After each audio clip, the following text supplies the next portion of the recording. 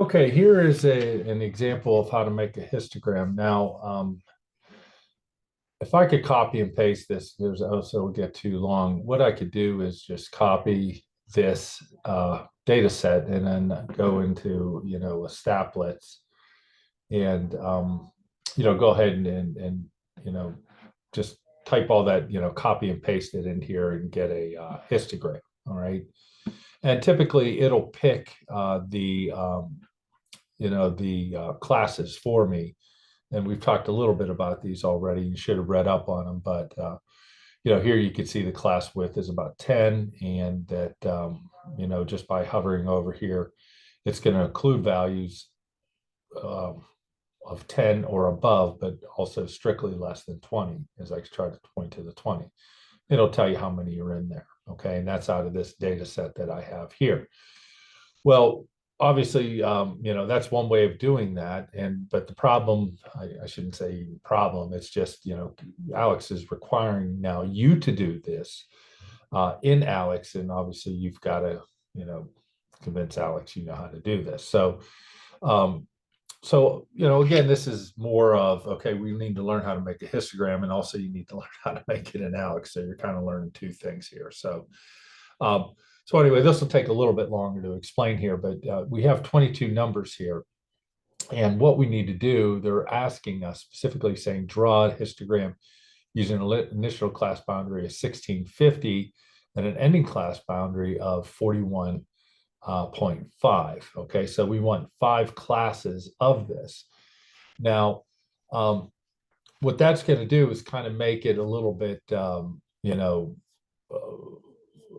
what do I want to say? Just difficult here, to know these commands, because it appears now they have only 4 classes for us. So the first thing we want to do is we look at these buttons here. We can add or remove columns, and obviously since we have 4 here and they're calling for 5, we need to go ahead and add one here. And then what you would want to do here is it said draw the histogram for this number with the initial class boundary of 16.5. So I know a 16.5 is going to go here just because they're requiring that. And the ending class boundary is 41.5. So the idea is, well, how do I break that up into even widths? All right. So obviously one of the things I can do is I can, go ahead and take a calculator here and take 41 minus 16.5. So I'm going to go ahead and clear that. 41.5 minus 16.5. Okay. And what I get is a total distance of 25. And then when I divide by 5 here, take the 25 divided by 5 and hit equals here, I get 5. Obviously, you could have done that without a calculator. So what that's saying is that each class width is 5, a width of 5. So if I just keep adding 5 here, so when I add 5 here, I'm going to get a 21.5. And I'll comment a little bit more once I type these in, because it's hard to talk and type at the same time. But we got 31.5, 36.5, and then lastly 41.5. And you can see once I get rid of this calculator here, I'll just get that out of here. You can see that now I have all that up, and it satisfies what they're asking me to do here. Okay, so that's the first thing you need to do, is just kind of get set up here. And the next thing, what we want to do, and again, I really didn't talk about the context here, but these are measurements here in terms of the absolute hearing threshold. So it looks like to me that, if we were dealing with, these would be as low as you can go in terms of decibels of how loud a sound is, whether someone can hear it or not. So when we do this, what we need to do now is count up the number of observations that fall within here. Now, ALEKS is kind of kind to you here in the sense that they're giving you cutoff points that you cannot, that include numbers like these are all integers, right? So we're not going to get any 0.5. It's like, oh, do we include it in this one or the next one?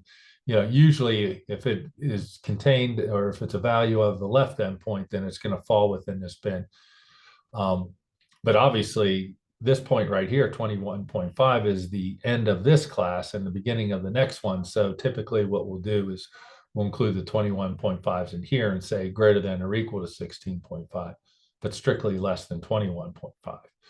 Well, they don't mess with you here with that just because they're giving you all integer values. So that should fall in nice and neat. Now, you could go through at this time and just count and try to keep track how many are between 16.5 and 21.5. Or the easy way to do this is send it to a calculator, okay? And all that data pops up like that. And then we could do something with that data. So we'll get into this calculator more as we go through.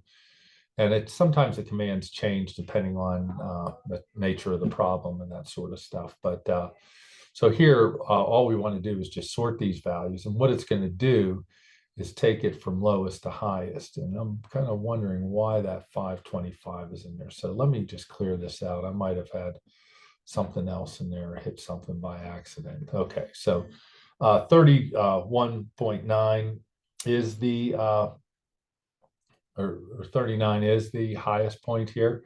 And so if I scroll back over here now, it's real easy to count and say, okay, well, how many of these are going to be between these two values? And you could see that I would just count up 1, 2, 3, 4, and 5 of those values.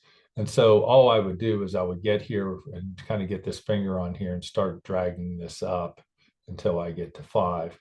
And again, just to verify that, I have 1, 2, 3, 4, 5 observations. The 22 would be in the next one.